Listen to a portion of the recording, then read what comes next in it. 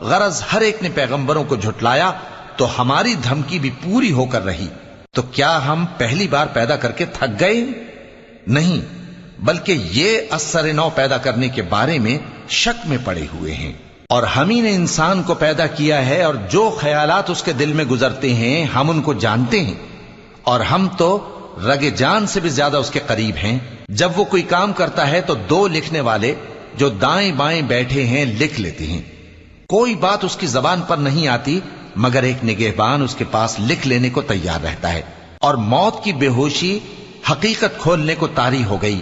اے انسان، یہی وہ حالت ہے جس سے تو بھاگتا تھا، اور سور پھونکا جائے گا، یہی عذاب کی دھمکی کا دن ہے۔